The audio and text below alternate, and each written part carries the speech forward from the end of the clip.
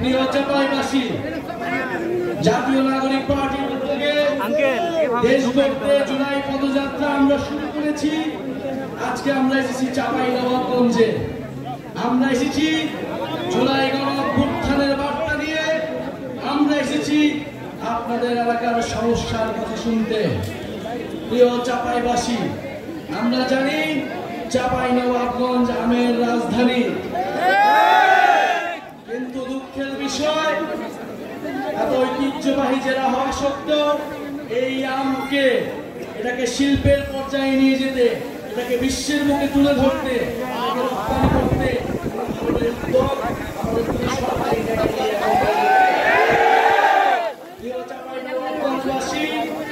আমরা জানি চাঁপাইনবাবগঞ্জ রেশম শিল্পের জন্য বিখ্যাত। এই রেশম শিল্প দিনে দিনে হারিয়ে যাচ্ছে। কোন ধরনের উদ্যোগী নেওয়া হয়নি আমাদের এই জাতীয় শিল্পকে বাঁচিয়ে রাখার জন্য। আমরা চাই বাংলাদেশের যে জাতীয় শিল্প রয়েছে, সেগুলোকে যথাযথভাবে সংরক্ষণ করতে হবে। প্রিয় চাঁপাইনবাবগঞ্জবাসী, আমরা জানি আপনারা দীর্ঘদিন ধরে ট্রেনের জন্য আন্দোলন করছেন। আপনারা একটা আন্তনগর ট্রেন চান, সরাসরি ট্রেন থেকে। আজকের এই সমাবেশ থেকে আপনাদের এই দাবির প্রতি পূর্ণ সমর্থন জানাচ্ছি। সরকার যাতে দ্রুত সময়ের মধ্যেই চাঁপাইনবাবগঞ্জবাসীর এই দাবি পূরণ করে নেয়। প্রিয় চাঁপাইনবাবগঞ্জবাসী, চাঁপাইনবাবগঞ্জ আমাদের সীমান্তে প্রতিরোধের প্রতীক। চাঁপাইনবাবগঞ্জ মানে সীমান্তে কাস্তে হাতে বসে থাকা সেই কৃষক, সেই কৃষকের সন্তান। বুকচি দিয়ে ফ্যাসিবাদের বিরুদ্ধে লড়াই করেছি, বুকেতে নিয়েছি। আমাদের আজকের সমাবেশে আমাদের সাথে রয়েছেন একজন শহীদ পরিবার। এই চাঁপাইনবাবগঞ্জের মাটিতে যার জন্ম, শহীদ তারেক হুসাইন। চাঁপাইনবাবগঞ্জ থেকে দুইজন শহীদ রয়েছেন। এই দুইজন শহীদ গণঅভ্যুত্থানে নিজেদের জীবন বিলিয়ে দিয়েছিলেন দেশকে মুক্ত করতে, স্বৈরাচারের কবল থেকে দেশকে নতুন করে স্বাধীনতা এনে দিতে। আমরা সেই শহীদদের শ্রদ্ধাভরে স্মরণ করি এবং সেই শহীদরা যেই আকাঙ্ক্ষার জন্য, যেই নতুন বাংলাদেশের জন্য জীবন দিয়েছিল, আমরা যাতে সেই নতুন বাংলাদেশ বিনির্মাণ করতে পারি। প্রিয় চাঁপাইবাসী, আজকে অনেক কথা বলার ছিল, জানি আপনারা অনেকক্ষণ ধরে অপেক্ষা করছেন। শুধু এতটুকুই বলতে চাই, গণঅভ্যুত্থানের পরে আমরা একটা নতুন বাংলাদেশ চেয়েছি।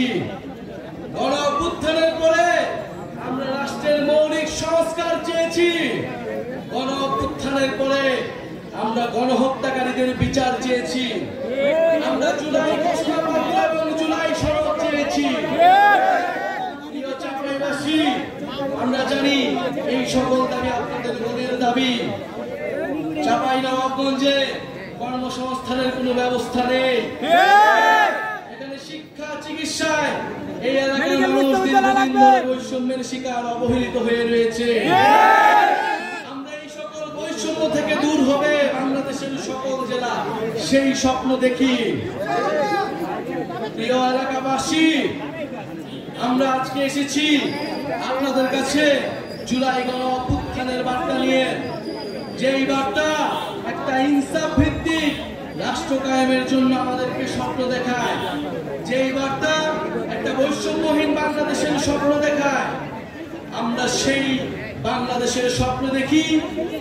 আমরা স্পষ্টভাবে আজকের সমাবেশ থেকে বলতে চাই, সীমান্তে বিএসএফ আন্তর্জাতিক আইন লঙ্ঘন করে এখানে গ্রেনেড মারে, বিস্ফোরণ ঘটায়। আমরা কিন্তু এই সব আগ্রাসন আর মেনে নিব না। অনেক কাল হয়েছে, সীমান্তে অনেক বাহাদুরি হয়েছে দাদাদের, সেই বাহাদুরির দিন শেষ হয়েছে। যদি আর কোন সীমান্তে কোন ধরনের পায়তারা করা হয়, যদি সীমান্তে আগ্রাসন চালানো হয়, সীমান্তে আমার ভাইদের উপর হত্যার চেষ্টা চালানো হয়, আমরা সীমান্তে লং মার্চ ঘোষণা করব। সীমান্ত আমরাই রক্ষা করব। আজকে আমরা এসেছি 64 জেলায় আমরা যাচ্ছি দেশ গড়ার আহ্বান জানিয়ে, দেশ পুনর্গঠনের অনুরোধ জানিয়ে। এই দেশ আপনার দেশ, আমার দেশ, শহীদের রক্তে রঞ্জিত দেশ।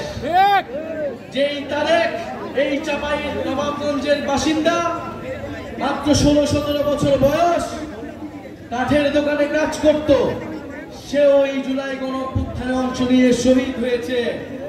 আপনার সন্তানেরা শহীদ হয়েছে, আহত হয়েছে দেশ সংস্কারের জন্য, নতুন বাংলাদেশের জন্য, সমৃদ্ধ বাংলাদেশের জন্য। সেই স্বপ্ন পূরণ করা আপনার আমার দায়িত্ব। আপনার আমার কাছে সেই স্বপ্ন হচ্ছে আমানত। সেই আমানতের খেয়ানত আমরা করতে পারি না। ইনশাআল্লাহ আমাদের সেই স্বপ্ন পূরণ হবে। আমরা আজকে বিদায় নিচ্ছি। বিদায় নেওয়ার আগে বন্ধুরা, আমরা আপনাদের কাছে প্রতিজ্ঞা চাচ্ছি, শপথ নিতে বলছি, নতুন বাংলাদেশের পক্ষে, রাষ্ট্রের মৌলিক সংস্কারের পক্ষে। আমরা কি শপথ নিব? বাংলাদেশের পক্ষে আমরা আছি।